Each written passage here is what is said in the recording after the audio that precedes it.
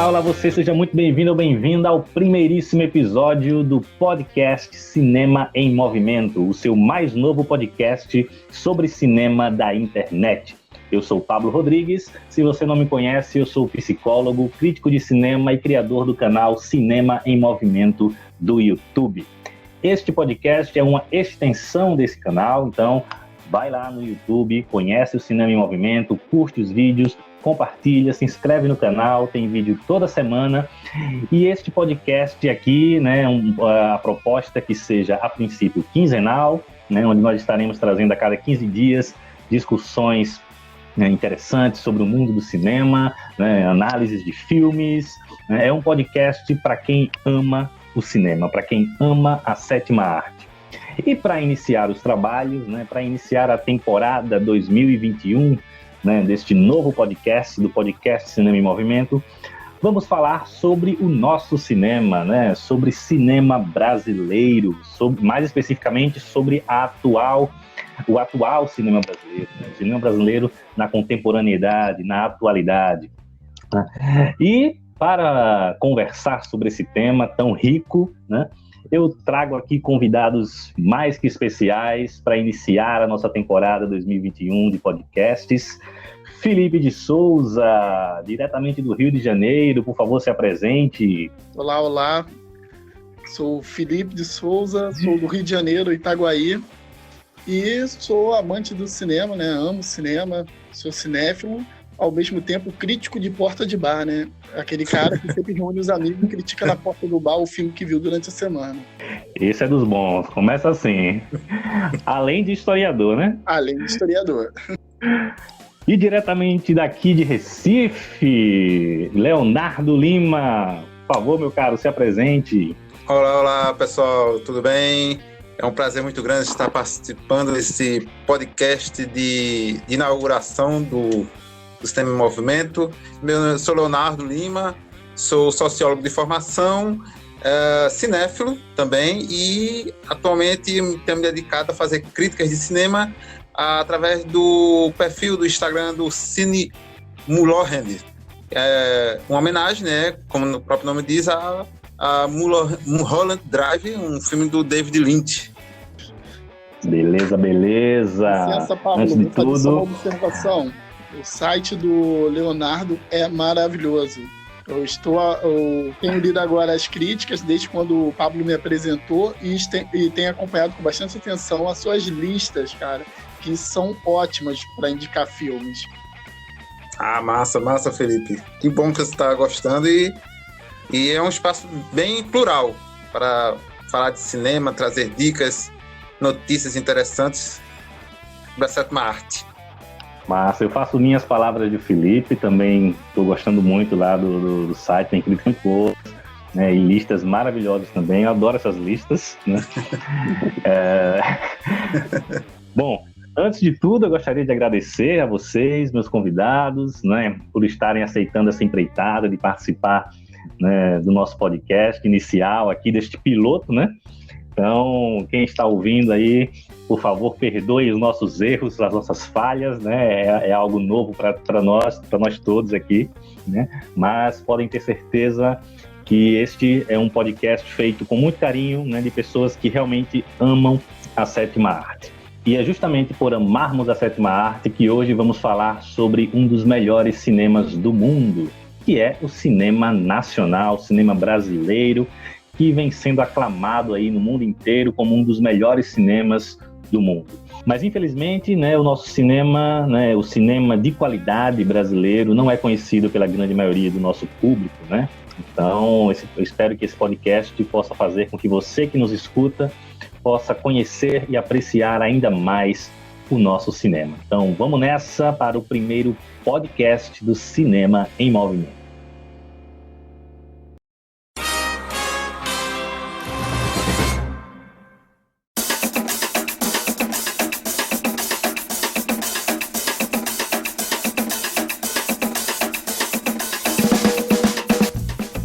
Como eu já disse, o cinema brasileiro é considerado hoje um dos melhores do mundo, Mas essa informação, infelizmente, não é do conhecimento da grande maioria do público brasileiro, né? O nosso cinema, esse cinema de qualidade, né? Aclamado internacionalmente, infelizmente não chega, né? Na grande massa aqui no país, né? Ano passado, a revista de cinema Cahiers du Cinéma, revista francesa, né, que é uma das principais revistas de cinema do mundo, né, publicou uma edição inteira, né, com mais de 20 páginas, falando sobre o cinema brasileiro, sobre a qualidade do cinema brasileiro, destacando filmes como Bacurau, A Vida Invisível, né, ambos foram premiados em Cannes no ano passado, e além de outras produções, como alguns filmes pernambucanos do Gabriel Mascaro, né, destacaram também filmes como Gabriel e a Montanha, dentre outras produções brasileiras, né, falando dessa qualidade do nosso cinema. Então eu queria que a gente conversasse um pouco hoje sobre essa qualidade do cinema brasileiro, né, o que é que fez com que o nosso cinema fosse tão aclamado assim mundialmente, né, por que aqui no Brasil, né, a gente ainda tem uma certa resistência ao nosso cinema, porque o público brasileiro não conhece esse cinema de qualidade que a gente tem. A gente sabe que ali até a década até o meados da década de 90, né, o cinema brasileiro estava passando por uma situação muito complicada, né? A gente teve anos onde a gente teve 1, 2 produções por ano, né? Em 93, por exemplo, em 92, a gente teve um filme só por ano, né? E aí a gente teve, depois, né, na segunda metade da década de 90, a partir de 95, a gente teve a chamada retomada do cinema brasileiro, né? Queria que vocês falassem um pouco sobre isso, né? Sobre o que é que vocês pensam dessa trajetória do nosso cinema, né?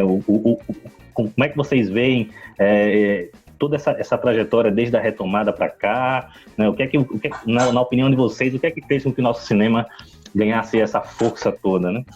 Diz aí. Eu acredito que a partir do momento que o Estado, né, começou a olhar e incentivar as produções nacionais na área de cultura, seja cinema, música, né, voltou de novo o Brasil a produzir filmes, coisas que no governo Collor tinha acabado, né?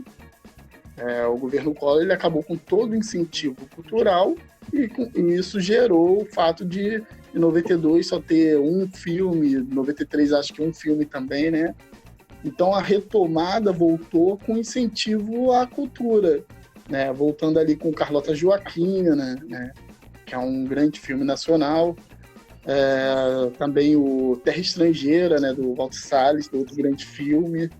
Então ali começou, né? Começou engateando ainda, com poucas produções, mas pouco a pouco foi ganhando fôlego, né? E o que aconteceu foi que a melhor parte disso tudo é que, pela primeira vez, né, deixou de ser só os centros fazendo cinema, né?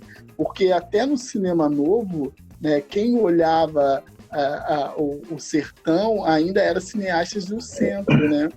E depois na retomada já começou o contrário, né? Porque mais tarde vamos entrar, né, no cinema do Ceará, e vamos falar de um ponto muito importante do cinema nacional, que é o atual cenário, onde o centro, os principais, né, fomento do cinema nacional, que sempre foi os centros, estão perdendo espaço cada vez mais para o cinema das periferias do próprio Brasil. Mas acredito que tudo isso tem a ver com investimento cultural. Massa. E tu, Leonardo? Eu concordo com o Felipe, e assim, é interessante a gente pensar, né, que essa retomada se deu paradoxalmente num contexto de dois governos de tendência neoliberal, né? A lei do audiovisual, né, que surgiu lá no governo Itamar Franco, e a Ancine, né, a Agência Nacional do Cinema, no governo FHC. Esses dois fatos, né, essas duas coisas foram marcos históricos que propiciaram ao cinema brasileiro um ressurgimento, né, nos anos 90, e também, né, a gente pode considerar, além disso, também os avanços tecnológicos que ocorreram naquela época, né? Antes, produzir filme no Brasil era muito caro, né, devido aos altos custos necessários para a gravação, né, para a importação de películas, e inclusive os filmes eram muito precários, né, quanto à encenação. Só se tinha uma vez para gravar, porque não tinha um outro rolo de filme para gravar, enfim. E com a digitalização, né, o cinema digital que começa a partir dos anos 90, nesses avanços tecnológicos, permitiu-se, né, que os filmes produzidos no Brasil pudessem ter um avanço de qualidade, um avanço na estética, um avanço, inclusive, dos temas, né? Esse cinema surge de uma forma mais diversificada, né, nos assuntos que abordou, né? Mas ainda, né, infelizmente, né, ou, digamos assim, nessa retomada de início tinha inclusive uma crítica de que eles ainda continuavam tanto presos digamos, núcleos, espaços de desenvolvimento das narrativas, o sertão e a favela, né? Eu não lembro agora o nome da pesquisadora, mas o que ela chamava nos anos 90 de cosmética da fome. Eu hoje vejo em dia que essa crítica, né, que se fazia ao cinema brasileiro de então, né, desse ressurgimento, hoje já está um pouco de lado. Mas graças a essa diversificação de tramas, de narrativas, de espaço, né, como o Felipe falou, esse deslocamento, né, dos centros de produção fílmica permitiram o surgimento de diretores, de profissionais do ramo cinematográfico mais fincados nesses novos espaços, né? Não à toa, o cinema produzido em Pernambuco, ele, nas últimas 3 décadas, né, desde o Baile Perfumado, tem tido tanto sucesso no nosso país, né? Interessante tu falar dessa questão da diversidade que também o desenvolvimento tecnológico permitiu, né? Porque tem uma pesquisadora de Minas Gerais chamada Fernanda Salvo, que ela fala que o Felipe trouxe essa questão do incentivo governamental, né? Teve a Lei Rouanet, a Lei de Incentivo Audiovisual, né? Teve a criação da Ancine, né? E todas foram nesse contexto neoliberal, né? Com um objetivo, com uma perspectiva mais neoliberal mesmo para o cinema, né? De uma perspectiva de fomentação de mercado, né? Então, coloca-se muito nisso a responsabilidade por essa expansão do cinema brasileiro, né? Só que essa pesquisadora, ela coloca que não apenas o incentivo governamental foi responsável por essa diversidade maior de narrativas, né? Mas também a qualidade do cinema brasileiro, que, segundo ela, isso também foi algo que foi responsável pelo crescimento do nosso cinema, né? Pelo sucesso dele hoje, né? Só que essa qualidade, eu acho que Leonardo trouxe um pouco disso, né? Essa qualidade, vocês acham que se deve a essa questão do desenvolvimento tecnológico que permitiu novas formas de narrativa, né? Ao que vocês atribuem o aumento da qualidade artística dos nossos filmes de lá para cá? Eu atribuo esse aumento da qualidade artística do nosso cinema à nossa cultura diversificada. Eu atribuo a isso, entende? Eu penso que se eu fosse fazer um filme aqui no Rio de Janeiro, em Itaguaí, para você assistir aí onde você mora, Pablo, você ia ver uma diferença muito grande de narrativa, porque eu ia trazer um pouco do próprio Rio de Janeiro e Itaguaí, entendeu? E da mesma forma que quando eu vejo um filme de São Paulo, do Tristan Aronovitch, né? Quando ele faz algum filme dele, tipo Sem Fio, Alguém Qualquer, eu acho que tem muito do local onde ele vive. E quando eu vejo um filme do Kleber, tem muito do conhecimento local de onde ele vive, como um som ao redor, que eu acho maravilhoso, assim. Então, uma das uma das coisas que eu mais gosto do cinema nacional é isso, é começar a ver um filme e não ter uma noção nenhuma de para onde ele vai. Ele sempre está me surpreendendo, porque como nós estamos em um país de dimensão continental, são culturas muito variadas que estão sendo transmitidas ali através da película, né? E isso faz com que o nosso cinema seja muito rico. É muito diferente quando eu vou ver um filme americano. Não estou falando que também lá não exista diversidades, mas no geral, assim, pelo menos o que chega, né? Principalmente os grandes blockbusters, nos primeiros 20 minutos você já consegue concluir o final do filme, né? Uhum. A famosa fórmula, né? Isso. Eu acho que essa cultura rica brasileira nos impede, ao mesmo tempo que a gente brinca com a fórmula, a gente ao mesmo tempo está recriando uma nova fórmula, com cada novo cineasta surgindo em estado completamente diferente, né? Pois é. A partir do momento que você tem mais incentivo para fazer um filme, você tem mais condições de conseguir verbas, né? E ao mesmo tempo que a tecnologia permite que você conte outros tipos de narrativa, né? Então isso acaba dando novas possibilidades, né? Acaba fazendo com que o cinema e a possibilidade de criar cinema cheguem em lugares que antes não era possível, né? Como as periferias do país, como o Felipe trouxe, né? É tanto que a expansão do cinema como o cinema pernambucano, o cinema cearense, né, que a gente teve, cinema mineiro, né, foi uma expansão tremenda nos últimos anos, né? Pablo, eu acho que um fator também que levou a essa melhoria da qualidade foi, como eu já havia dito, o aumento do número de profissionais que trabalham com cinema no país. E aí isso também se deve à expansão dentro do ambiente das universidades, né, do cinema, né, do audiovisual como um espaço de conhecimento, né, e aí isso também tem colaborado, né, inclusive, né, permitindo que diretores, né, venham uma geração, né, de diretores venham surgindo, né, nesses últimos 30 anos. Incessantemente. Eu só sinto falta ainda, né? E eu acho que isso é uma coisa que ainda não é só do cinema brasileiro, mas é do mundo todo, mas é de mulheres fazendo cinema no país.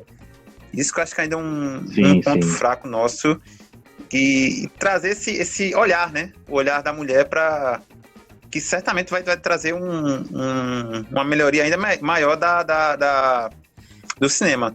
É importante também não esquecer, né, que nos anos 90, nesse contexto neoliberal de retomada do cinema brasileiro, a importância que teve, né, para o bem ou para o mal, das organizações Globo, né, com aqueles filmes que, emulando, né, copiando fórmulas de sucesso de Hollywood, né, mas com uma adaptação, né, ao jeito brasileiro, a forma de pensar, né, de pensar e agir do brasileiro, sobretudo com filme de comédia, né, filmes pastelão, né, Se Eu Fosse Você, Até Que a Sorte Nos Separe, enfim, essa formulazinha que a gente já conhece, né, até hoje tem atraído multidões aos cinemas no país. Sim, inclusive os campeões de bilheteria atualmente são esses filmes, né? Sim. Então, são filmes que têm a sua importância, né? E são necessários a gente ter, né? Até pela diversidade mesmo, né? Mas aí isso gerou outras questões também, né? Embora a Globo Filmes, né, ela tem a sua importância, né? Mas ao mesmo tempo ela acabou gerando também um problema com relação à distribuição dos filmes aqui no Brasil. Exatamente. Né? E a gente já tem um problema de distribuição aqui, né? Diferente de outros países, né? O cinema brasileiro ele não é valorizado pelo grande público. É tanto que foi preciso, em 2001, ser criada uma lei, né? A lei da cota audiovisual, né? Que chamam, para justamente garantir que as salas de cinema tivessem uma quantidade X, uma porcentagem X de filmes brasileiros que elas deveriam exibir por ano, né? Justamente para garantir o mínimo de exibição dos filmes, né?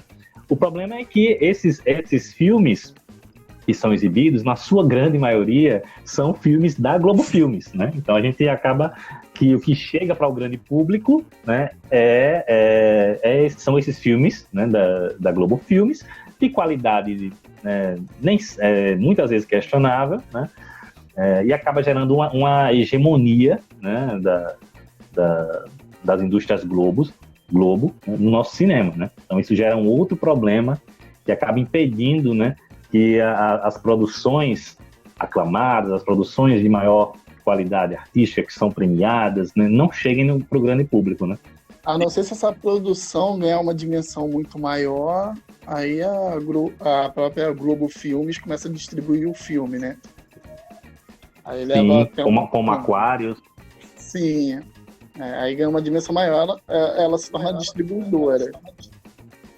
Mas realmente, assim, ela está, nesse caso, embora eu concorde com o fato de que está incentivando uma certa camada de brasileiros a irem ao cinema assistir filmes feitos no Brasil, ao mesmo tempo está impedindo que o cinema nacional, né, ele ganhe espaço nos cinemas do próprio Brasil, porque o que acontece é que esses filmes eles têm formatos americanos, eles são comédia pastelão com cara de filmes americanos. A única coisa é que os humoristas, por serem brasileiros, eles trazem um contexto brasileiro, assim, mas a estrutura do filme ainda é uma estrutura bem americana. E adaptada a uma mise-en-scène novelesca, né? Muitos desses filmes da Globo Filmes parecem novelas de comédia transpostas para trás do cinema. Não só as comédias, mas os dramas da Globo Filmes, né? As biografias dramáticas, né? Parece novela mesmo. É uma mise-en-scène, é um tipo de narrativa bem novelesca, né? Mas isso acontece porque a maioria desses filmes, né, de cinebiografia, eles já são pensados como uma série também, né?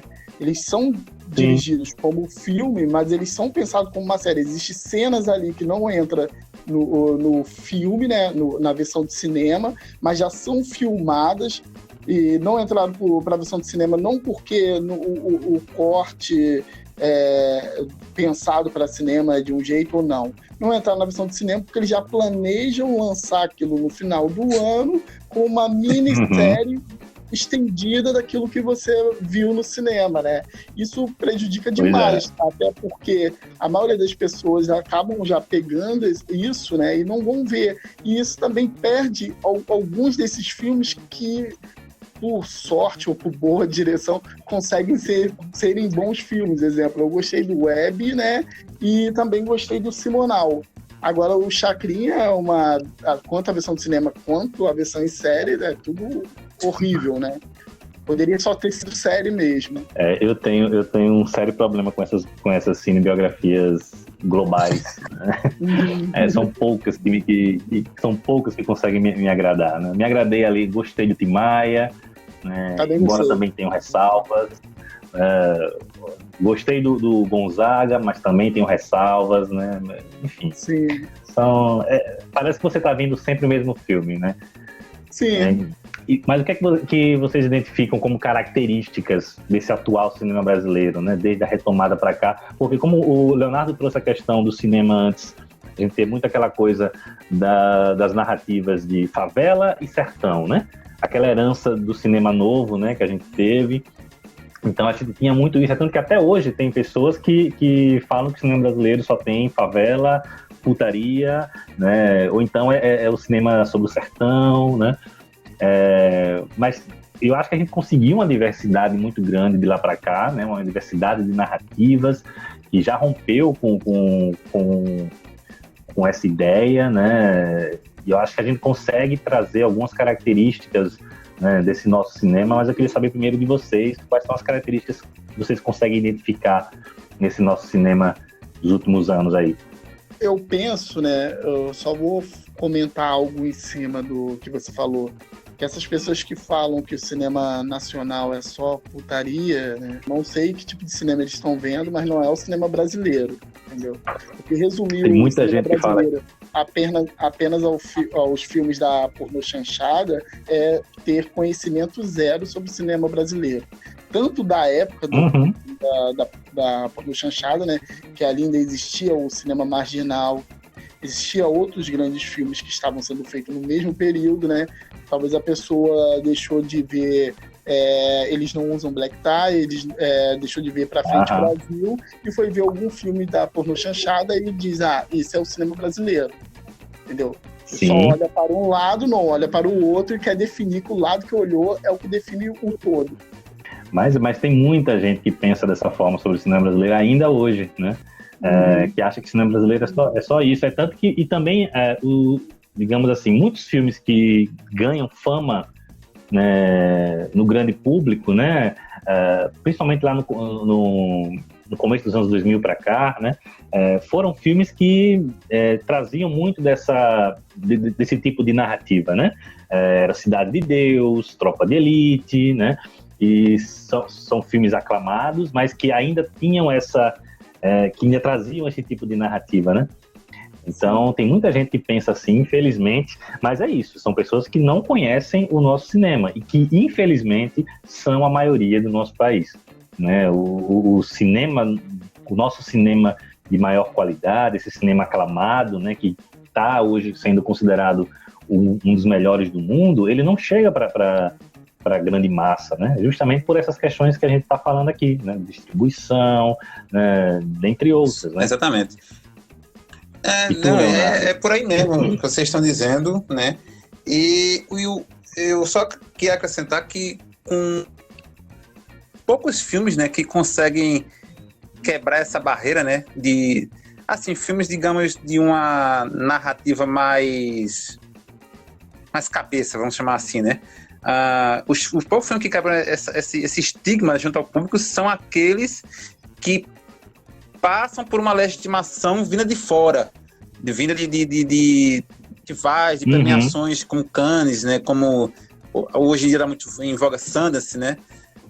Enfim, esses festivais que acabam, de algum modo, quando reconhecem algumas produções brasileiras, acabam permitindo que esse público, né, mais habituado com as comédias, com esses filmes de violência, como Tropa de Elite, acabem acessando esses filmes. Mas é uma reprodução do complexo de vira-lata, né, do país, de não dar valor ao que é produzido aqui.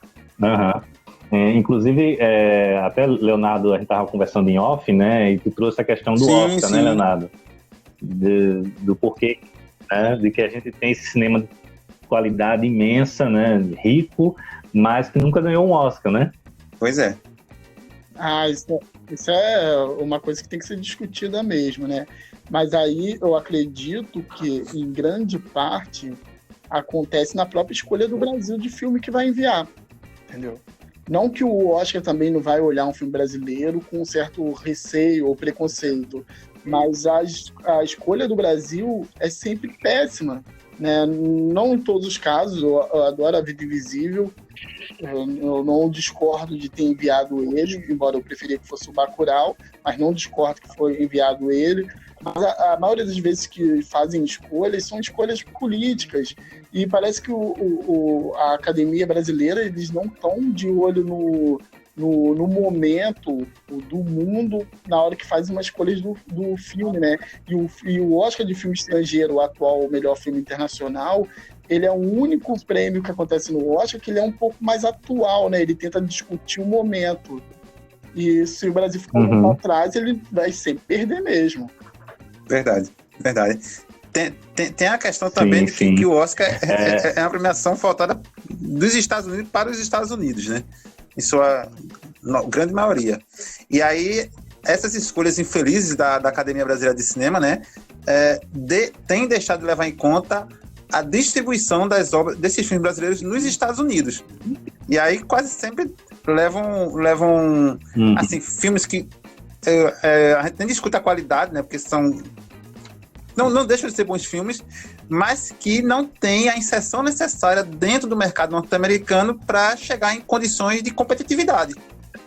E o Brasil, quando fez as escolhas, digamos, certas, acabou ainda tendo o azar de terem concorrentes de muita qualidade. Quando correu com o Central do Brasil, né, especialmente, e ano passado que teve 2 de ótima qualidade, o Bacurau e A Vida Invisível, mas no caso da Vida Invisível acabou sendo uma estratégia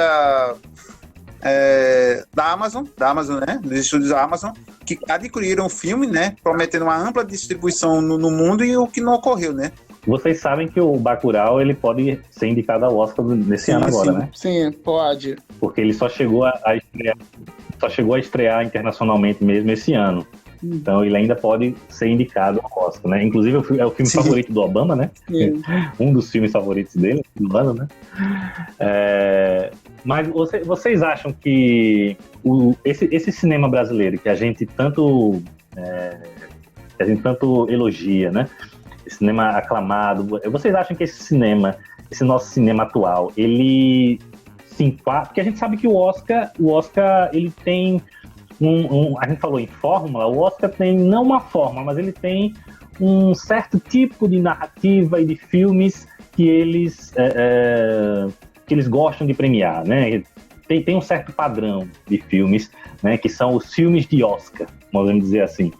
Vocês acham que o tipo de cinema que a gente está fazendo, o tipo de narrativa que a gente está construindo, narrativas tão diversas, né, tão, digamos, fora da caixa em comparação ao tradicional cinema hollywoodiano, vocês acham que o tipo de cinema que a gente vem fazendo se encaixa dentro do que o Oscar gosta, do que o Oscar geralmente premia?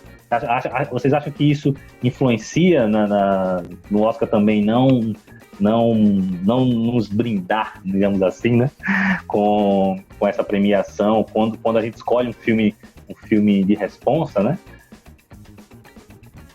Eu acho que alguns filmes poderiam ganhar sim, né?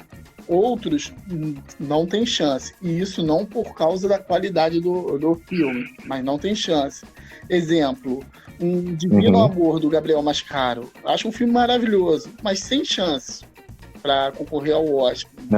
A Vida Invisível, eu achava até que ela é um filme que poderia ter chances de chegar lá.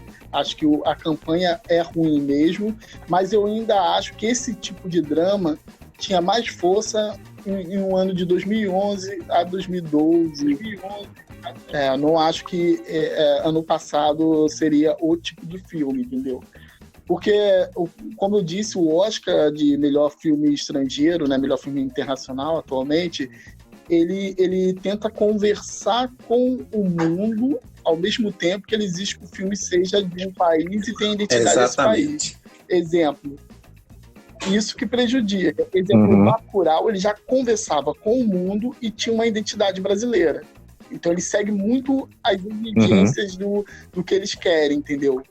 Por isso que muitas vezes quem ganha um filme de melhor filme internacional, né, é sempre um filme que trata de algum drama da Segunda Guerra, né? Porque conversa com o mundo e ao mesmo tempo tem a identidade do país que está tratando, né? Isso é bem forte nessa categoria específica, né? Exemplo, um filme maravilhoso brasileiro que eu gosto muito, que é o Cinema das Aspirinas e Urubus. É um filme que, se fosse enviado ao Oscar, não teria chances de ganhar, entendeu? Porque ele não conversa com o mundo todo, assim. Ele é um filme que faz muito mais sentido para um brasileiro vendo. Isso, claro, agora um cinéfilo de qualquer lugar do mundo apreciaria esse filme. Mas quando eu digo conversar com o mundo, é conversar de forma popular, dialogar popularmente com o mundo. E a gente sabe que o Oscar não... O Oscar ele não premia seus filmes pela qualidade artística, né? Como você mesmo falou, é uma premiação muito política, né? Tem várias outras questões envolvidas, né? A gente superestima muito o Oscar, né? O Oscar ele é uma boa vitrine, né? Mas em termos de garantia de qualidade, a gente sabe que não é bem assim, né? Vocês ainda não me disseram quais características que vocês identificam no nosso cinema atual. Eu acredito que o atual cinema brasileiro é um dos principais cinemas no mundo de autor, né? O cinema brasileiro, pelo Brasil não ter definido uma indústria de cinema, então sabemos que a maioria dos cineastas brasileiros fazem filmes não pensando em ganhar dinheiro, né? Eles sabem que ganhar dinheiro é o que não vai acontecer, então eles colocam muito de experiência pessoal, eles colocam, são histórias que eles realmente querem contar, né? Por isso que muitos dos cineastas brasileiros, nesse exato momento, né, um diretor mineiro, ele faz um filme sobre como é viver em Minas. Um diretor paulista, ele faz um filme sobre São Paulo, né? Então, o cinema sendo feito, né, pelo que cada cineasta conhece, né? É a ideia do cinema de autor, né? Então, a principal característica que eu digo é que hoje o Brasil é o principal cinema mundial no quesito de cinema de autor. É o principal país, né? Quando eu vejo o filme do Gabriel Mascaro, você vê muita verdade no que ele está contando, das histórias que ele queria contar, né? Farinha Anus nem se fala, né? Então, ainda podemos ter isso, né? Ainda podemos ter isso, porque atualmente até a censura tá se tentando colocar aí no nosso cinema, né, nas narrativas, né, nas histórias que os autores querem contar. E essa é uma das maiores riquezas do nosso cinema, né? Essa diversidade, né, que o nosso país tem se reflete muito no nosso cinema, né? Por conta de toda essa expansão que o nosso cinema teve desde a retomada, né? Não, é exatamente isso aí. Eu concordo com essa qualidade ressaltada pelo Felipe. E a gente pode, a tipo de comparação, trazer o exemplo do cinema argentino, né? A Argentina produz a cada ano filmes belíssimos, né? Mas, né, esses são filmes que nem sempre dialogam com a identidade, com a cultura argentina, né? São filmes cujas histórias, né, tem o jeito argentino de filmar, mas a história em si poderia se passar em qualquer lugar do mundo. Enquanto que os filmes no Brasil tem muito esse caráter identitário, né? Que o Felipe muito bem ressaltou. Que eu queria falar agora, na verdade, não necessariamente de uma característica atual do cinema brasileiro, mas de uma característica que eu sinto falta nele, que acho que é uma coisa que tem impedido um pouco ainda a gente de avançar enquanto na qualidade das narrativas, que a gente consegue, né, produzir filmes híbridos em termos de gêneros, né, drama com comédia, com suspense, enfim, mas ainda tem alguns gêneros que o cinema brasileiro precisa visitar mais, tem capacidade para isso, né? Por exemplo, ficção científica, acho que é um gênero que a gente não tem explorado devidamente. O documentário também é outro gênero, né, de fazer cinema que eu sinto falta da gente produzir mais, né, com outros olhares. Filmes de ação, de aventura, né, podem também, que tem uma capacidade de ser um chamariz de público, né, para conhecer esse cinema também. São poucos filmes como eu falo, que tem se arriscado nessas narrativas, né? Exemplo de Dois Coelhos, né? Um filme de aventura, de ação. O Homem do Futuro, acho que é esse nome. Com Wagner Moura. Uma ficção científica, com Wagner Moura. Enfim, acho que a gente precisa de avançar mais, né? E documentários, né? Doutrinador, né? De ação também. Sim, Doutrinador. Acho que há espaço, né, para o cinema brasileiro avançar, né, nessas narrativas e angariar mais novos públicos para conhecer. Eu acho que a gente está começando agora a se inserir mais, a trazer mais essa questão dos gêneros, né? Acho que os gêneros estão chegando timidamente ainda, mas acho que a gente está começando a trazer essas narrativas, principalmente, eu acho que um gênero que cresceu muito nos últimos anos aqui no Brasil é o terror, né? O terror vem crescendo muito, a gente vem tendo produções bem interessantes, né, de terror. É um gênero que está ganhando força aqui, né? A gente teve filmes muito bons recentemente, né? Filmes como As Boas Maneiras, né? O Animal Cordial, filmes muito bons e é um gênero que vem ganhando força. A própria Gabriela Amaral de Animal Cordial, ela também lançou, tem uns 2 anos, A Sombra do Pai, que é outro filme incrível, né? Agora, sobre a provocação do Leonardo, eu só discordo quanto a documentário. Acho que nós somos o principal país no mundo em produção de documentário. Eu ia falar isso também. Eu acho que se o Brasil tem chance de ganhar o Oscar, vai ser o Oscar de melhor documentário. Coisa que isso o Brasil já deveria ter ganhado há tempos. Eu penso também que a gente tem ótimos documentários e ótimos documentaristas. Acho que nesse sentido aí eu também acho que discordo um pouco de tu, Leonardo. Eu acho que no documentário a gente vai muito bem nesse sentido. Nós somos o país de Eduardo Coutinho, né? Sim. Então, sim. Muita coisa boa. Até documentários de conteúdos que eu acho uma porcaria feito no Brasil, eu acho que existe alguma qualidade técnica, para tu ter uma ideia. Eu acho que isso o Brasil faz muito bem mesmo. Sim. E sobre essa questão que tu trouxe antes, Felipe, dessa característica do nosso cinema ser muito diversificado, né, das narrativas serem muito variadas por conta de toda essa questão da regionalidade, né, de cada um falar de histórias, né, muito específicas, né?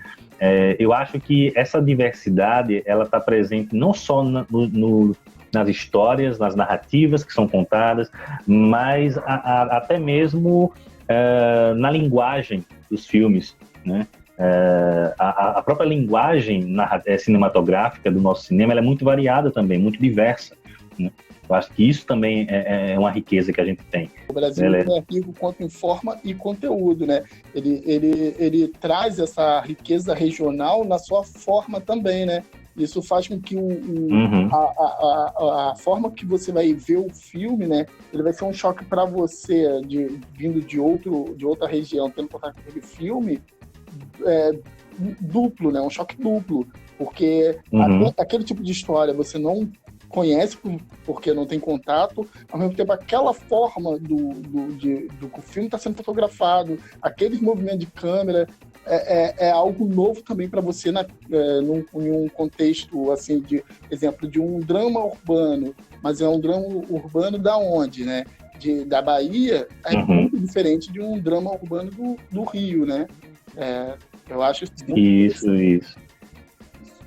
Eu assisto o cinema mineiro, por exemplo, e a linguagem utilizada nos filmes é diferente do que você vê no cinema pernambucano, por exemplo, né, no cinema do Rio de Janeiro. Né? Eu acho muito bacana isso. E uma outra característica que eu acho que é própria do nosso cinema, né, como um todo, não só desse momento atual, mas que é a crítica, né? O nosso cinema é um cinema muito crítico, né? Isso é uma característica que a gente que permaneceu no nosso cinema, né, desde a época do cinema novo. Eu acho que o nosso cinema ele sempre traz essa questão de trazer filmes muito problematizadores, né? Acho que até mesmo nessas tentativas de gênero, né, que a gente tem, mas são filmes de gênero que trazem também uma perspectiva mais crítica da realidade, da nossa realidade brasileira. Sim, concordo. É sempre um olhar meio sociológico, né? É sempre um olhar político sobre o ambiente que está sendo tratado. Acho isso muito bom, muito rico mesmo, né? Isso me faz sempre lembrar eu penso no cinema do Nelson Pereira dos Santos, né? Que se tem um cineasta brasileiro que sempre fez isso muito bem, é o Nelson Pereira, né? Ele sempre está fazendo uma análise social, né, do ambiente ao qual ele está tratando.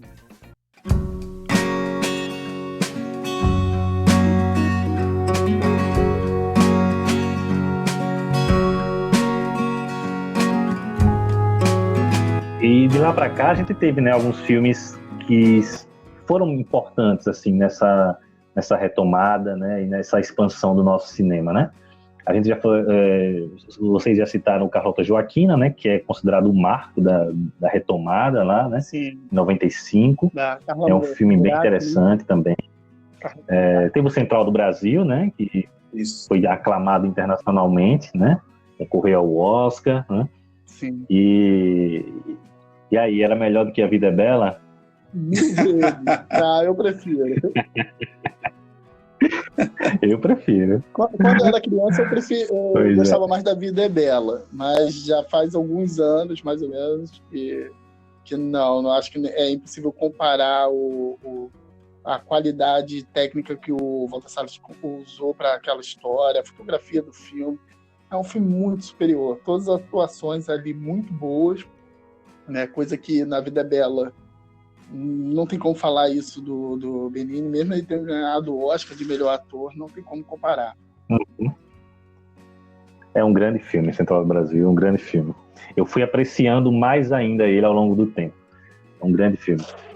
E aí a gente tem um dos principais, né, que é o Cidade de Deus, né, em 2002, que esse foi sucesso mundial também, né, e é um dos filmes mais importantes do nosso cinema, né. Tá aí na lista dos melhores filmes de todos os tempos aí, né, e é uma obra-prima do Fernando Meirelles, né. Eu acho Cidade de Deus um dos melhores filmes do nosso cinema. Também. Concordo. Cidade de Deus é o nossos bons companheiros. E justamente. A influência escocesiana ali é grande, né? É um filme maravilhoso, assim, não tô nem comparando, assim, eu gosto muito, a influência é muito grande, né, mas né, ele tem sua identidade pessoal, né, e é um filme que, se a gente for para prestar atenção, ele foge de muito das coisas que a gente já falou até agora, né, que é essa questão de um cineasta que ele conhece aquela realidade e ele vai tratá-la, né. O Fernando Meirelles, ele vem de fora, mas como ele está muito aberto para conhecer, ele conseguiu passar uma verdade, né? Mas ele é um cineasta que está vindo de fora, que ele não é um mundo dele, né? E tem uma outra questão aí também importante. O Leonardo trouxe uma questão de que ele sente falta de mais mulheres fazendo cinema, né? A gente fala de Cidade de Deus, a gente sempre lembra do Fernando Meirelles, porque Cidade de Deus foi dirigido por ele e pela Kátia Lund, né? Eu achava que ela só foi diretora de elenco, eu não sabia que ela era co-diretora, né? Não, co-diretora do filme. Não sabia. Né? Então, e é uma questão que eu também acho importante, essa questão da diversidade, né? Que a gente precisa mesmo de mais mulheres, né, fazendo cinema, mais cineastas pretos e pretas, né, mais cineastas LGBTQI+, que a gente também tem muito pouco, né. Acho que é o próximo passo do nosso cinema, né. Acho que precisa agora ir nessa direção. Sim. Mas quais são os outros filmes que vocês destacariam, né? Eu vou falar aqui da Juliana Rojas e o Marco Dutra, né? Com Trabalhar Kansas e Sinfonia da Necrópole, né? Que são dois filmes tão bons quanto As Boas Maneiras, né? O Beto Bratti, né? O Invasor, que eu acho um filme sensacional. Até falei com você que eu reassisti esses dias e amo esse filme, né? Eu receberia Piores Os Lindos Lábios, também, outro grande filme do Beto Bratti. Nossa, que filme lindo. Gabriel Mascaro com Boi Neon, Divino Amor, o documentário dele, Doméstica, ótimo documentário, né? Discute muito bem essas relações, né? De essas mulheres que criam os filhos das famílias de classe média alta, né? O Denison Ramalho, né? Com Morto Não Fala, recentemente, um ótimo filme, né? E a Gabriela Amaral, né, que eu botaria aqui A Sombra do Pai e O Animal Cordial, né, outros grandes filmes brasileiros dessa safra nova de cineastas, né. Pô, você tá roubando um monte de filme meu aí também. Esse é o meu destaque. Boi Neon, eu adoro Boi Neon, né? Gabriel Mascaro é também um nome que eu acompanho, assim, acho um cineasta foda, mas vai, Leonardo, os convidados primeiro aí. Boi Neon é excelente. Agora, vocês acreditam que eu não curto Divino Amor? Nossa, eu acho maravilhoso. Sério. Acho que é a narrativa que não se sustenta. A mise-en-scène, sabe? A unidade do filme. Assim, a gente pode, em outra oportunidade, discutir melhor, né? E vamos. Mas... pra mim não não é o melhor filme dele, mas gosto muito do filme. Bem, Melhor ainda é Boi Neon. sim, Boi Neon. E eu, na contramão, acho que o melhor dele é Divino Amor. Só pra contrariar. Olha aí, ó.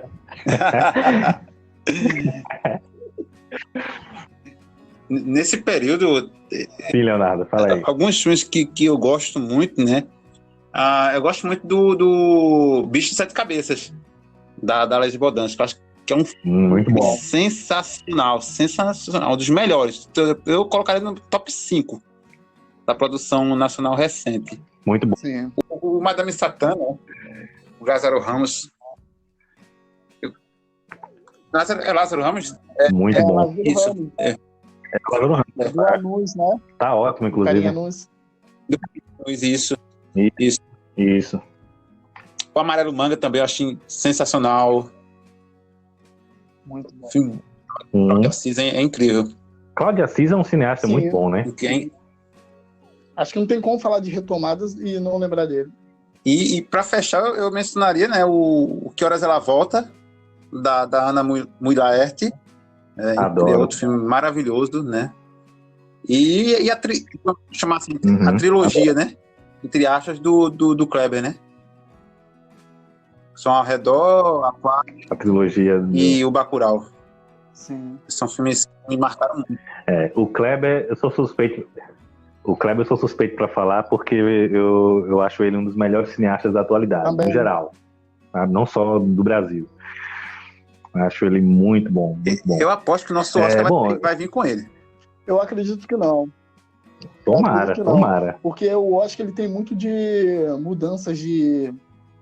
Né, como ele está acompanhando muito o cenário mundial, né, ele tem algumas mudanças, e o Kleber não. O Kleber ele tem uma linha narrativa muito clara, assim, não tem como falar que o Bacurau ele está fugindo do tema de Aquário e o Aquário está fugindo do tema de O Som ao Redor. Todos os 3 filmes é muito focado na questão da memória e a história, né? Então eu acho que o Kleber se ele tinha alguma chance, se ele tem, é com Bacurau agora, entendeu? Porque eu não acho que ele vai ser um cineasta que pretende se adaptar a novos temas. Ele é um autor muito claro no que ele está querendo dizer com a cinematografia dele, né? E eu penso que talvez ele fique um pouco para trás, né? No quesito Oscar, né? Mas no quesito cinema, eu acho que ele está muito à frente. Acho que ele vai trazer a próxima, né? Porque já temos uma, né? Palma de Ouro para o Brasil. Isso eu tenho certeza. Mas eu, assim, vou discordar um pouco, Felipe. Eu vejo, assim, apesar dessa manutenção dessa linha, né? Nos filmes do Kleber, eu vejo nele uma coisa meio camaleônica, sabe?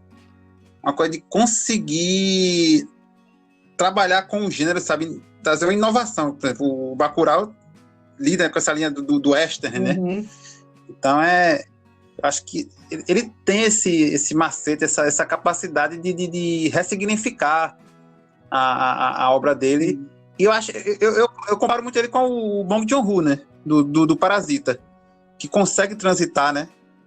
Bem entre os gêneros, misturar, enfim. Entendi. Com quem eu comparo ele, chega até a ser chato eu comparar ele com essa pessoa, porque ele claramente ama esse cineasta, que é o John Carpenter, né?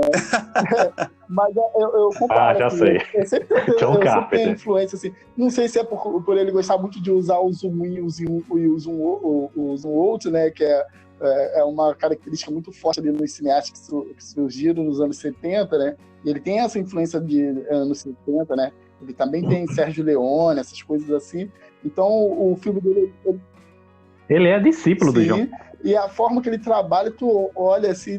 Nossa, eu tenho a impressão que eu estou vendo um filme dos anos 70. Acho que talvez até por isso eu acho o Kleber um dos grandes, né? Porque ele me traz essa sensação de estar vendo algo novo, mas ao mesmo tempo algo com uma linguagem que eu sou fissurado, né? Que é o cinema dos anos 70 americano. E ele traz isso muito forte, assim, né? Eu lembro quando eu vi o Som ao Redor a primeira vez, eu falei, nossa, isso tem muito cara de um William Friedkin. Eu acho que eu acho que Bacurau pode ser a nossa chance aí do Oscar com o Kleber. Eu acho que Bacurau consegue dialogar um pouco mais, né, por conta dessa questão do gênero, né, de ser um filme de gênero, né? Acho que nesse sentido a gente pode ter uma chance. O grande empecilho de Bacurau é a distribuidora por trás dele, né? Não, a língua, que é a Kino. o idioma. Ele tem muita... Tu acha que é o idioma? porque ele tem muitas sequências falando inglês, né? E a categoria não aceita muito bem isso, né? Esse foi um dos empecilhos que fez com que o Terra Estrangeira do Walter Salles, que chegou quase na final lá para entrar entre os 5, não entrou porque ele usava muito o idioma inglês.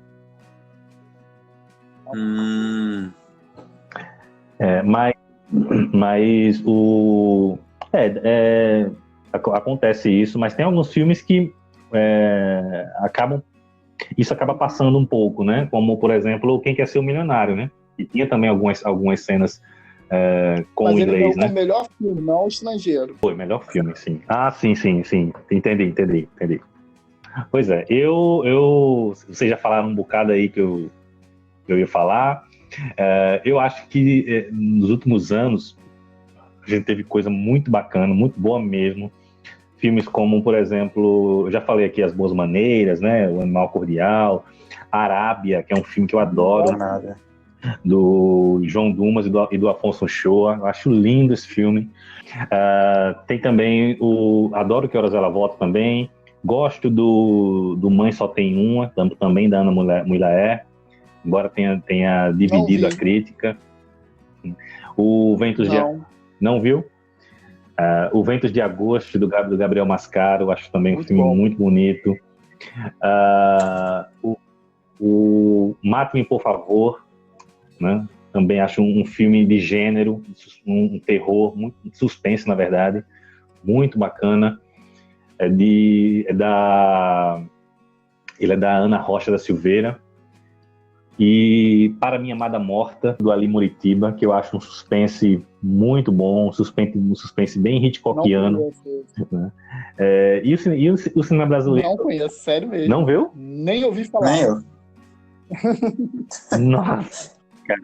Para Minha Amada Morta, procurem. Um filme muito bom, do Ali Muritiba. Muito bom. E o cinema brasileiro também tem... A gente falou da questão de gênero. A gente tem também um gênero que vem crescendo muito, é a animação, né? A gente tem algumas animações muito boas no nosso cinema. Recentemente a gente teve Tito e os Pássaros, que é uma animação muito bonita, com uma pegada bem expressionista. Tem Uma História de Amor e Fúria, que eu também gosto muito. E O Menino e o Mundo, que eu acho uma obra-prima, né? Que merecia ter ganho o Oscar. Era mais um Oscar que a gente perdeu. Né? Acho sensacional. O Bingo, Rei das Manhãs. Do Rezende, né? Bingo foi muito bom, cara, né? Do Daniel Rezende. A estreia dele na direção, né? Se mostrou também um excelente cineasta, né? Que Bingo é sensacional. Eu esqueci na hora que eu comecei a fazer algumas citações assim bem do início ali da retomada, né? De um filme do Luiz Fernando Carvalho, né? Que é o Lavoura 1, que é um ótimo filme. Nossa! Lavoura Arcaica é uma obra-prima, cara. É uma obra-prima, uma fotografia das mais belas que a gente tem. Tem os documentários também, né, gente? A gente teve o Democracia em Vertigem, que foi indicado ao Oscar, né? Que eu gosto, né? Não acho o melhor filme da Petra, mas gosto, né? E da Petra também a gente teve filmes excelentes, né? O Helena, que eu acho um dos melhores documentários do nosso cinema. O Homem e a Gaivota, né? É um filme lindo também. E ela tem uma sensibilidade única, né? Helena, então, contando uma história 100% pessoal ali, é um dos filmes mais lindos do cinema nacional, né? E com certeza é um dos nossos melhores documentários. Concordo. E em termos de documentários, a gente tem também um dos grandes que eu acho também, é o Ônibus 174, né? Do Padilha, né? Que eu acho um documentário sensacional, né? Embora eu não goste muito do Padilha. E tem um documentário pernambucano de 2016 que ganhou o festival aqui do Janela Internacional de Cinema do Recife, que é o Martírio. Não sei se você viu esse, Leonardo. Já ouvi falar. Martyr é excelente sobre a questão da situação dos povos indígenas Guarani e Kaiowá aqui no Brasil. É um documentário excelente, importantíssimo. Mas a gente tem produções muito boas, gente. Eu gosto muito do Estou Me Guardando para quando o carnaval chegar. Sim, ótimo. Muito bom. Nossa, muito bom. Muito bom. Que é do... Deixa eu só conferir aqui, o Marcelo Gomes, né? E ele, pô, ele é um cineasta, sim, excelente, né? Para diversidade no cinema nacional, assim, né? De filmes com gêneros diferentes. Ele tem um épico, né? Que é o Joaquim, de 2017, né? O Cinema Aspirinos Urubus, que é um road movie. Ele tem um documentário excelente, né? Ele tem curtas sobre punk rock hardcore, que é mais diversidade nisso. Assim, vale muito a pena acompanhar a carreira. Ele tem filme experimental, né? Que é o Viagem Porque Preciso, Volto Porque Te Amo. Ele é uma fábrica de cinema. Esse cara merece um podcast só dele. Outro filme que eu gosto muito também é o Branco Sai, Preto Fica. Filme de Brasília, né? Eu acho ótimo o filme. E ele traz algo diferente, né? Porque ele é uma mescla, né? De ficção com documentário. É uma ficção científica. Sim, uma ficção científica. As nossas ficções científicas, elas são bem tímidas, né? O Branco Sai, Preto Fica, né? Os elementos de ficção científica, eles são bem tímidos na narrativa. Bacurau, a mesma coisa, né? Em termos de documentário, eu lembrei agora o Cinema Novo, do Eric Rocha, né? Que foi premiado em Cannes, que é o documentário. E também um documentário bem experimental, com uma narrativa, né, bem diferente, meio soviética até, né? Filme bem diferente, assim, que não é para todo mundo. Mas ele é corajoso, muito bom. É para iniciados. Ele quer falar do cinema novo com a estética do cinema novo, né? Então, não é aquele filme assim, eu quero aprender sobre cinema novo, vou assistir o documentário. Não, é para quem já conhece.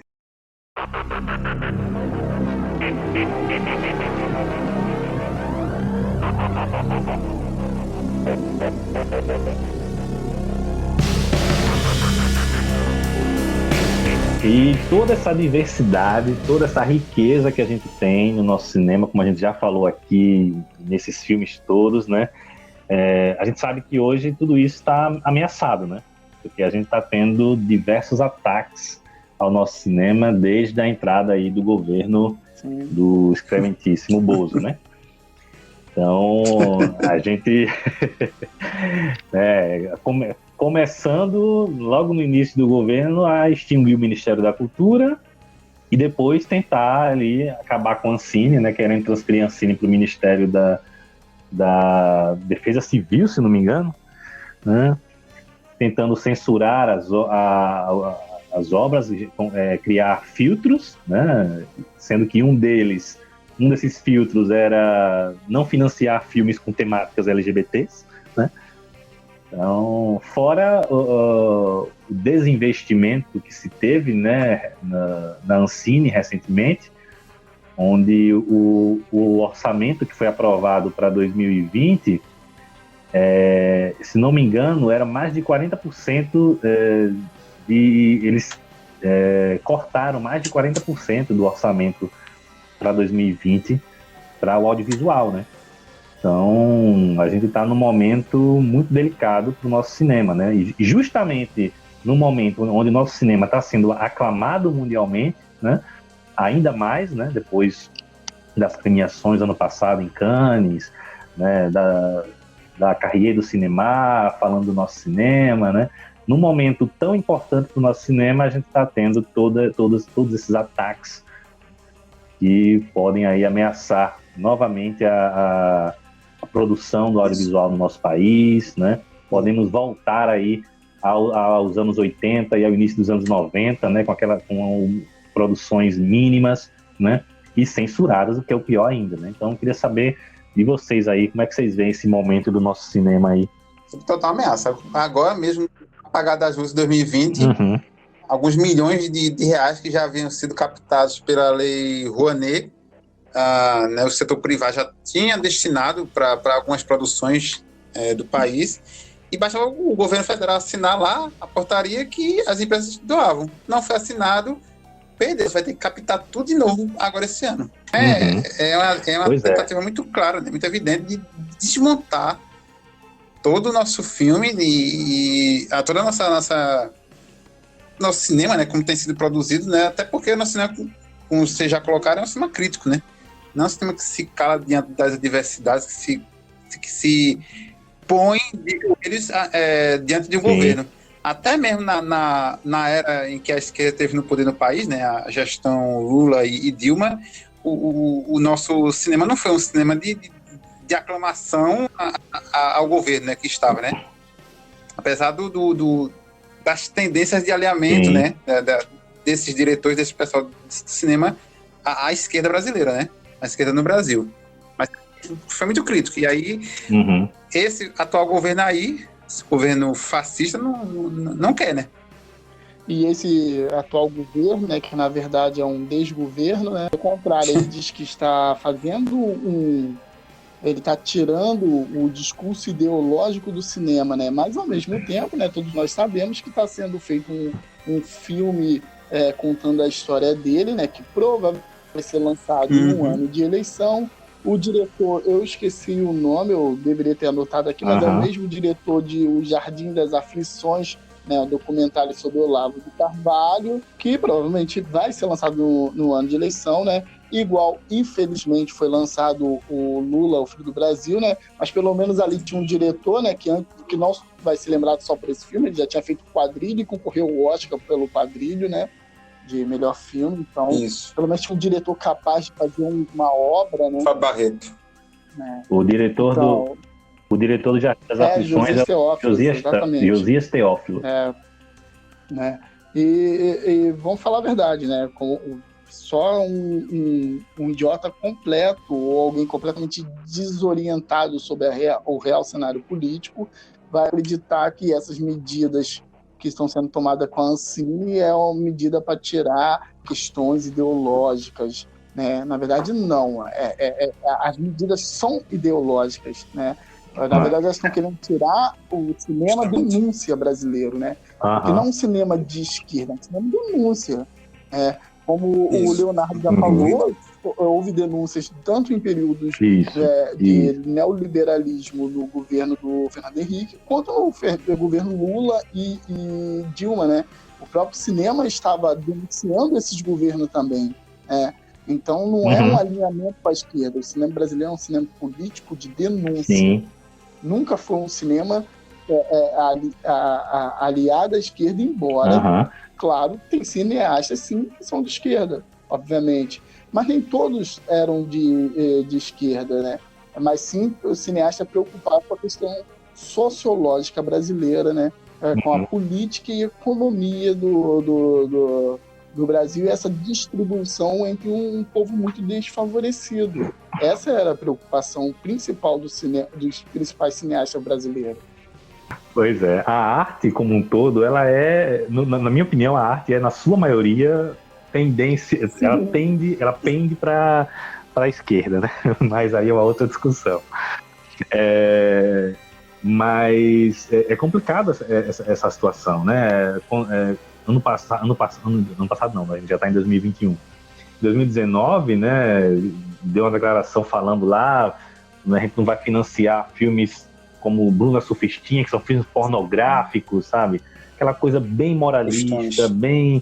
e também no ano passado ele chegou a cogitar, eu não lembro se colocou, mas chegou a cogitar para presidente da Ancine uma mulher, se não me engano, que era evangélica, né, da Universal, se não me engano.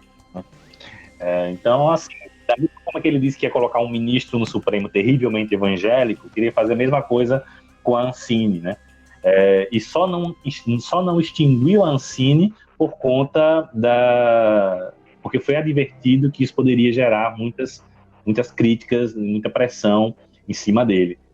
Então, é uma situação, sim, delicada para o nosso cinema, né? A gente está num momento muito crítico, E nesses momentos, né, de crise do nosso cinema, né, geralmente na história, né, a gente viu que nesses momentos é quando o nosso cinema se tornou ainda mais crítico, né? Vocês acham que isso vem acontecendo atualmente? Vocês acham que o nosso cinema está conseguindo dialogar Pablo, com essas crises da nossa realidade? O primeiro ponto é acrescentar uma coisa que eu tinha falado, e depois, quando você começou a falar, eu percebi que eu não pontuei direito, né? Que é a questão da política, né? Da crítica. Eu falei do cineasta de esquerda, né? Mas acho que o nosso cinema é tão crítico, né, que ele agride tanto a esquerda quanto a direita, como eu vinha falando, né? Aí você até comunicou, você fez alguma observação sobre isso que eu falei, né? Mas temos que levar em conta, né, que isso rende um podcast à parte, é que as próprias políticas liberais e neoliberais, né, eles não cumpriram a sua própria agenda, né? Porque são questões o que é o liberalismo, né? Sim. A princípio é liberdades individuais também, né? Mas eles não têm agenda, e cabe a nós, né? Porque o divino amor poderia ser levado uma própria crítica liberal ao conservadorismo, né? Acaba caindo para a esquerda, porque é como se a própria direita e a sua política liberal fosse apenas uma maquiagem que ela bota para parecer bonito na hora de fazer discursos, né? Mas eles não têm essa política liberal. Aí cabe aos cineastas ali reagirem, né? Mas o que eles estão pedindo a princípio, né, são princípios básicos do próprio liberalismo. Ainda nem chegamos em pautas de esquerdas ainda, né? Então isso é um problema não só no Brasil, mas no mundo, né? Porque a esquerda tem que levar à frente até a pauta deles. Outra coisa que eu iria falar é sobre a questão do cenário do cinema, né? Eu acho que em momentos de perseguições, né, a gente já teve uma crise muito grande no cinema nacional no início dos anos 90, mas temos que lembrar que nos anos 70 também existia bastante perseguições, censura, né? Mas com isso, mas naquele período, né, o cinema brasileiro ainda estava rico, né? Não só com o cinema novo, embora fraco, mas ele estava existindo, mas surgiu também o cinema marginal, né? Poderíamos falar do Júlio Bressani, Como a Tua Família Foi ao Cinema, o Rogério Sganzella, né, com O Bandido da Luz Vermelha, A Mulher de Todos, Andréa Tonati com o Bang Bang. Então, ali sempre existiu cineasta que foram subversivos no seu tempo e lutaram com essa demonstrar sua arte, né? Eu não saberia explicar perfeitamente a causa do fenômeno dos anos 90, que sem investimento ter caído tanto, já que esse cineasta da Boca do Lixo também não tinha investimento, mas eles faziam um cinema de guerrilha, né? Mas eu acredito que essa pode ser uma saída, né? Porque agora com câmeras digitais, né, o investimento pode ser que a falta de investimento, né, possa ser que voltemos ao cinema de guerrilha que era tão criativo no final dos anos 60, né, e início dos anos 70, e pode ser tão criativo agora também, né? Esses filmes que eu citei foram vistos mundo afora, foram alguns premiados, né? Então acho que ainda há um fôlego, né? Infelizmente, não vão ser tantas produções quanto tivemos nos últimos anos, mas acredito que ainda há um fôlego, né? Mesmo sem o investimento de leis como a Rouanet. E o terceiro ponto que eu iria falar é sobre essa medida, né, de botar alguém ligado à religião para ser presidente de algo relacionado à cultura e ao cinema, né? É uma medida muito estratégica, né? Eu já citei o filho do próprio Bolsonaro que estão planejando, mas as religiões brasileiras, e principalmente encabeceada pela A Universal, ela percebe esse poder que tem o audiovisual, né?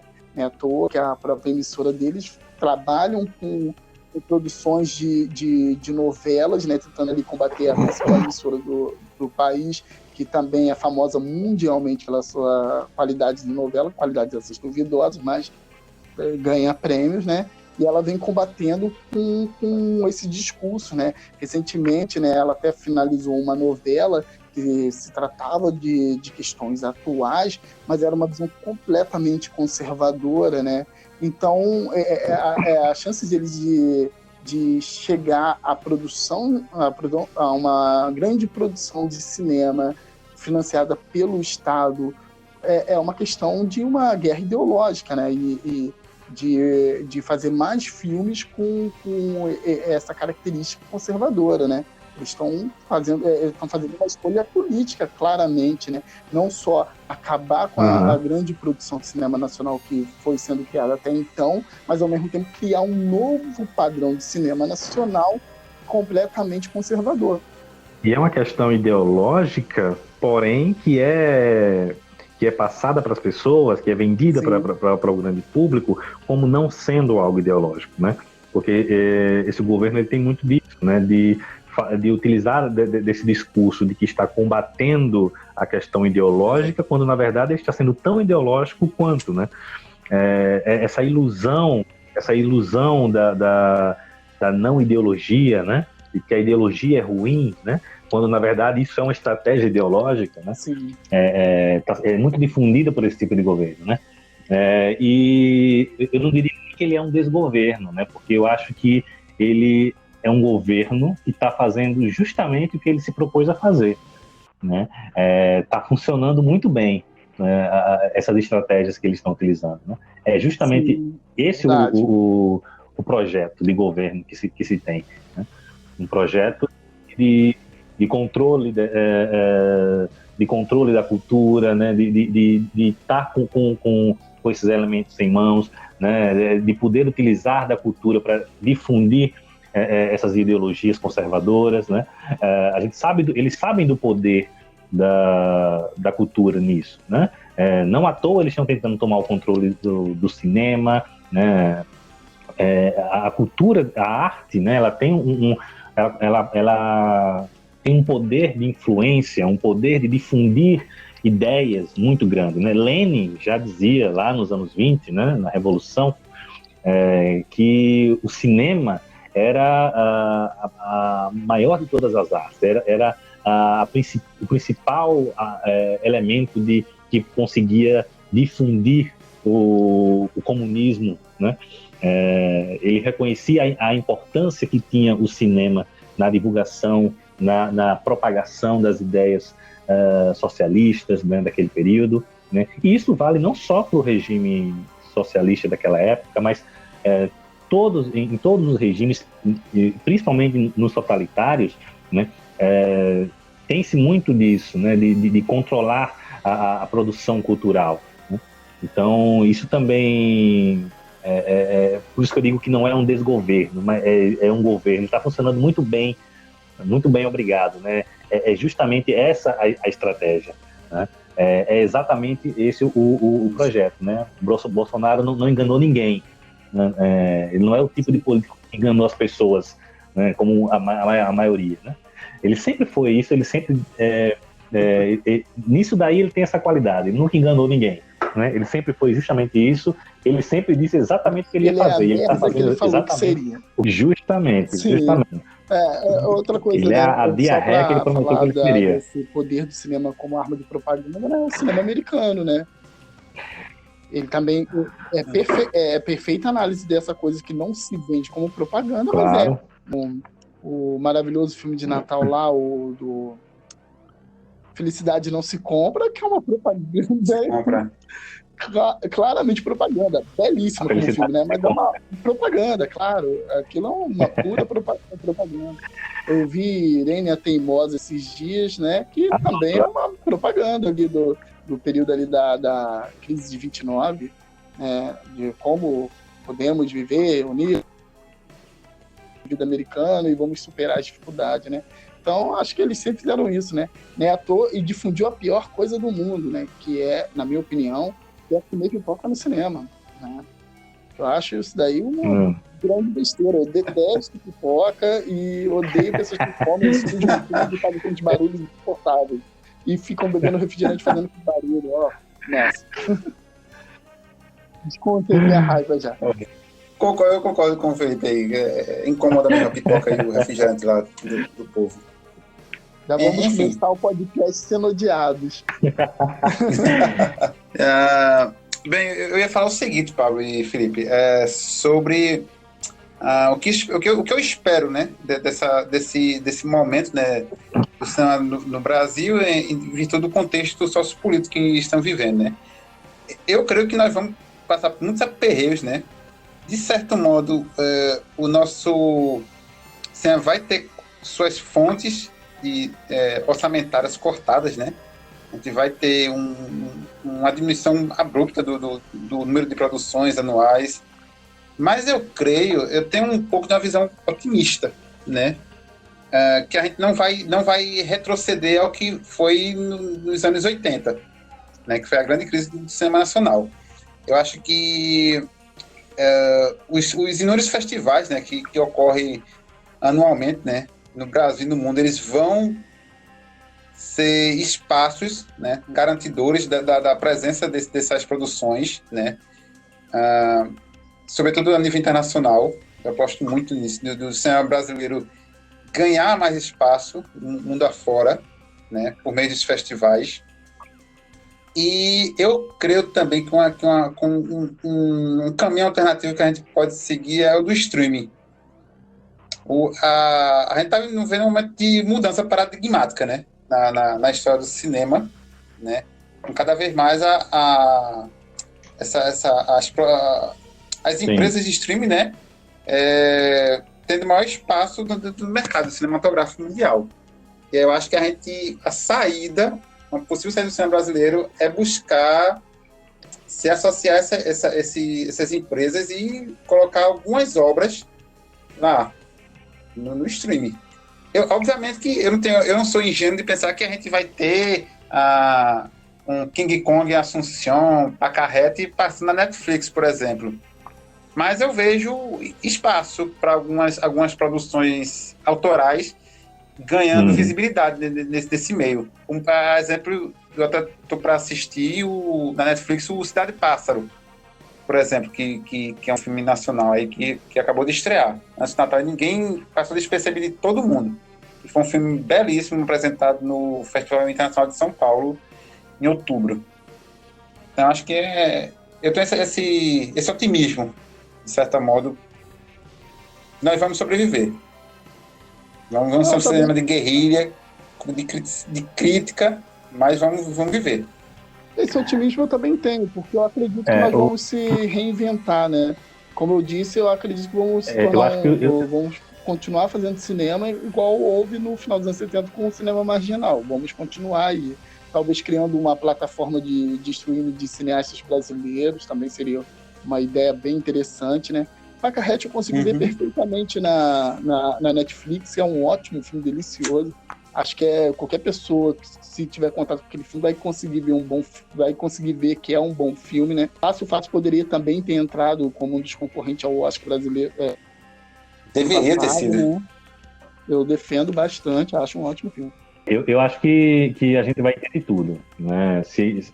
Se continuar da forma que está, eu acho que a gente vai ter tanto essa saída do streaming, quanto também o cinema de guerrilha, né, que o Felipe trouxe, né? Como o Leonardo falou, essa questão dos festivais que a gente tem hoje, esse cenário amplo, né, de festivais, de mostras, é uma forma da gente manter esse cinema, né? Mas isso tem uma outra problemática, né? Porque esses festivais, por mais que eles sejam acessíveis em termos de valores, mas a gente sabe que eles não são acessíveis ao grande público, né? O grande público não chega nos festivais, né? Então a gente vai continuar com um cinema mais restrito e até mais elitizado, né? que não vai chegar na grande massa, né? Que é esse o grande desafio que a gente tem, né? Como a gente comentou aqui, né? Desse cinema, né? De tão qualidade que a gente tem, né? De não chegar ao grande público por todas as questões que a gente já falou, né? Uhum. Então, isso daí é o que me preocupa, né? Nesse cenário, né? Como é que a gente vai fazer para avançar nesse sentido, né? De fazer com que esse cinema de qualidade chegue ao grande público em meio a esse contexto, né? Então, esse é o grande desafio, né? A solução mesmo é mudar esse contexto, né? Transformar esse contexto social, né? Mas aí são outros 500. Porque né? senão não chega, entendeu? E tem que haver uma exigência assim, tem que ter uma cota de tela. Uhum. E essa cota de tela não é só para filme nacional, né? Porque senão vai ser preenchido com filmes da Globo Filmes, porque esse domínio de shopping também ajuda muito a ter esse resultado de telas só para Vingadores ou filme do Leandro Hassum, né? Se é brasileira é do Leandro Hassum, se é internacional é filme da Disney. Sim. Isso vem acontecendo e não dá mais, né? Não dá mais porque nos impede de ter filmes de outros países, né?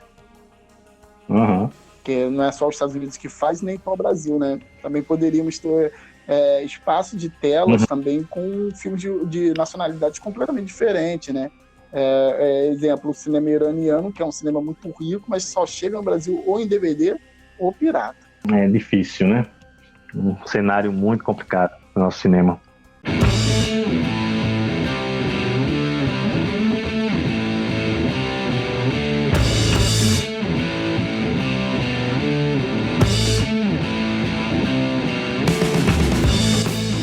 É isso, falamos sobre o cinema brasileiro na atualidade, sobre o atual cinema brasileiro, né?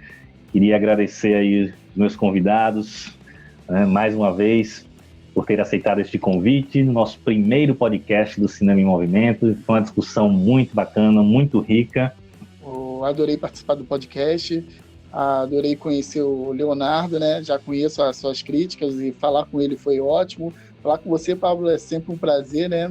Meu amigo da madrugada, sempre vendo suas críticas também, né?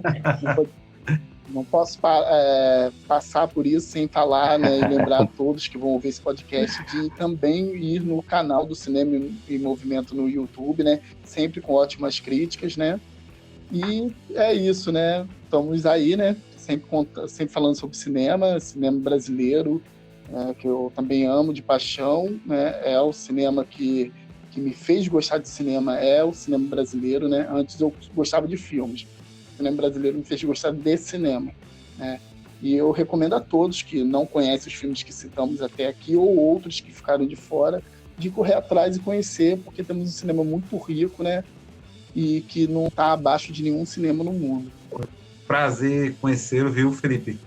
E essa conversa que nós tivemos aqui hoje, né, possa ser inspiradora para todo o público que está nos ouvindo, né, para conhecer de verdade, se aprofundar no cinema brasileiro, um dos cinemas mais ricos de todo mundo, obras para todos os gostos, para todos os momentos, e que certamente a gente pode cada dia mais ganhar espaço, mundo afora, né? Fazer com que o nosso cinema, a gente tenha orgulho do que produzimos e mostrar ao Brasil a diversidade, a riqueza do nosso país, do nosso povo, da nossa cultura, através do cinema. É isso, um grande abraço a todo mundo. Um abraço. Bem, gente, mais uma vez, né, muito obrigado pela sua atenção, muito obrigado aos meus convidados, né, foi muito bom falar do nosso cinema, do nosso rico cinema, né? Espero que você que esteja nos ouvindo, né, como todos falaram, possa conhecer ainda mais a riqueza do nosso cinema, desse cinema tão rico, tão artístico, né, de tão grande qualidade, né? Um cinema crítico, resistente, e que a gente possa cada vez mais resistir, né, e transformar não só nosso cinema, né, cada vez mais crítico, cada vez mais artístico, mas através dele que a gente possa também conseguir contribuir para uma transformação social. É isso, gente. Se você quiser me acompanhar no Cinema em Movimento, acessa lá no YouTube, Cinema em Movimento, acompanha lá, tem vídeo toda semana. Vai também no Instagram do Cinema em Movimento, @Cinema em Movimento 7, numeral 7 no final. Tem críticas escritas, postagens e lives todas as terças-feiras às 8 da noite do Cine Debate, onde eu analiso filmes escolhidos pelo público. É isso, valeu, até a próxima com mais um podcast do Cinema em Movimento.